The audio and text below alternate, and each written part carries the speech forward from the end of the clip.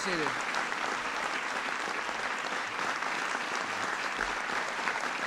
Thank you all. Go ahead, be seated. Sit down. Thank you all. Thanks for coming. Please be seated. Thank you for coming. Thanks for the warm welcome. Welcome to the People's House. Glad you're here for the first bill signing ceremony of 2005.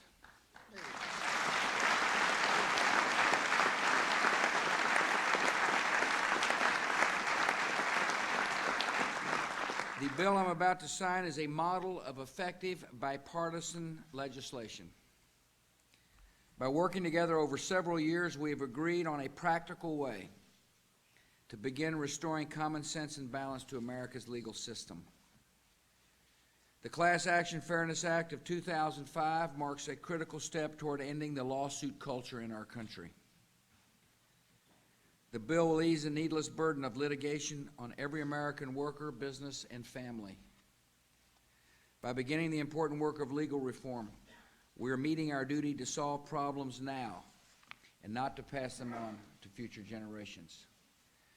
I appreciate so very much the leadership that Senator Frist and Senator McConnell have shown on this bill in the United States Senate.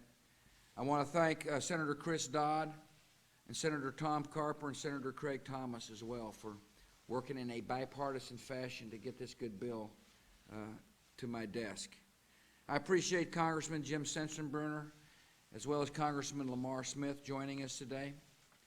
Particularly want to pay tribute to the bill sponsors, Senator Grassley and Senator Cole, as well as Congressman Bob Goodlate and Congressman Rick Barcher, who are with us here today. This Congress showed what is possible when we set aside partisan differences and focus on what's doing right for Congress, and you all are to be, for the country, and you're to be credited for your good work. Thank you very much.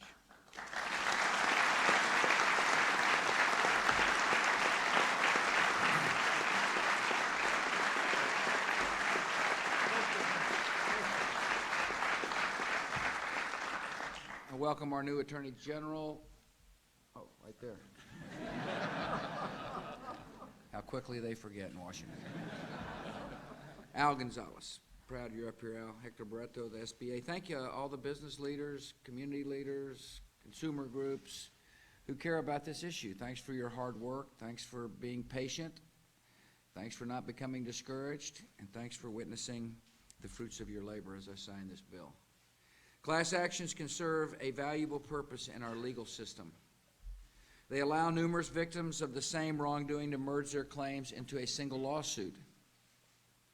When used properly, class actions make the legal system more efficient and help guarantee that injured people receive proper compensation. That is an important principle of justice. So the bill I sign today maintains every victim's right to seek justice and ensures that wrongdoers are held to account. Class actions can also be manipulated for personal gain. Lawyers who represent plaintiffs from multiple states can shop around for the state court where they expect to win the most money. A few weeks ago, I visited Madison County, Illinois, where juries have earned a reputation for awarding large verdicts. The number of class actions filed in Madison County has gone from 2 in 1998 to 82 in 2004. Even though the vast majority of the defendants named in those suits are not from Madison County. Trial lawyers have already filed 24 class actions in Madison County this year. We're in February, including 20 in the past week, after Congress made it clear their chance to exploit the class action system would soon be gone. Before today, trial lawyers were able to drag defendants from all over the country into sympathetic local courts, even if those businesses have done nothing wrong. Many businesses decided it was cheaper to settle the lawsuits rather than risk a massive jury award. In many cases, lawyers went home with huge payouts, while the plaintiffs ended up with coupons worth only a few dollars. By the time the settlement in at least one case was finished, plaintiffs actually owed their lawyers money. A newspaper editorial called the class action system an extortion racket that only Congress can fix. This bill helps fix the system. Congress has done its duty, and I'm proud to sign it into law. Over the past few years, I've met people from all over the country who know the importance of class action reform firsthand, and 3 of them are with us today. Mary Lou Rigot lives in Connecticut, yet a class action involving her faulty roof was resolved by a judge in Alabama.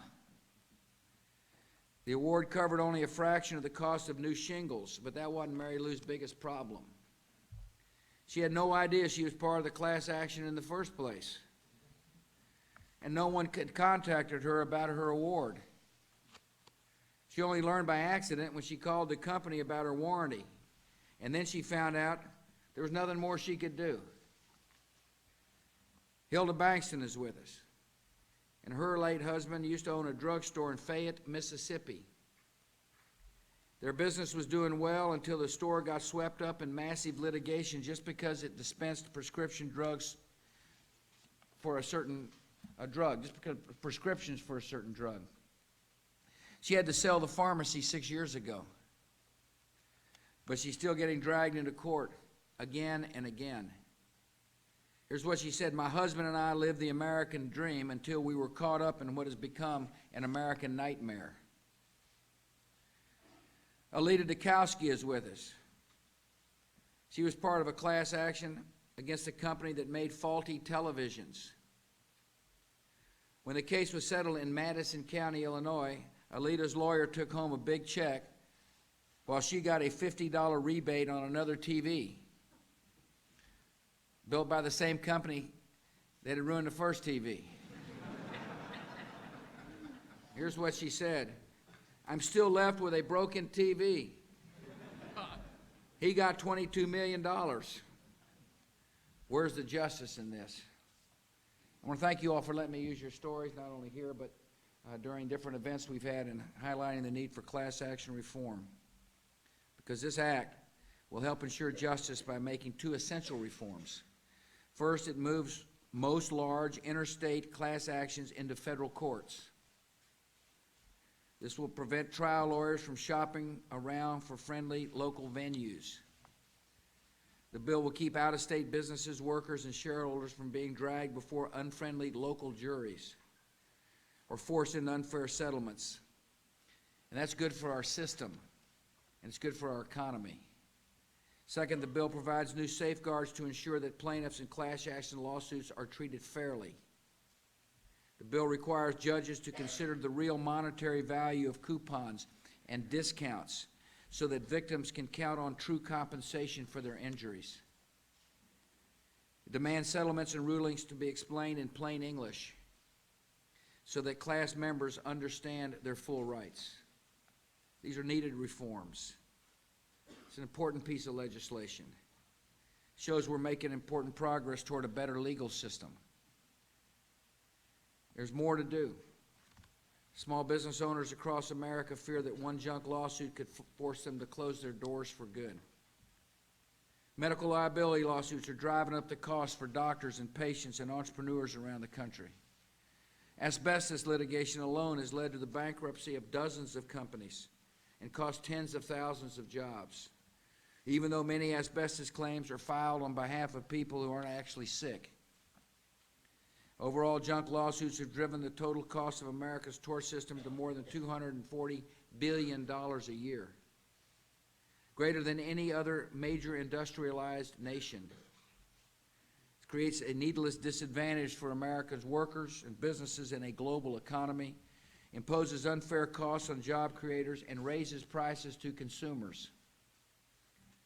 We have a responsibility to confront frivolous litigation head on. I will continue to work with Congress to pass meaningful legal reforms, starting with reform in our asbestos and medical liability systems. Once again, I want to thank you all for the hard work on this important legislation. Class action reform will help keep America the best place in the world to do business. It will help ensure justice for our citizens and I'm confident that this bill will be the first of many bipartisan achievements in the year 2005. And now it is my honor to sign the Class Action Fairness Law.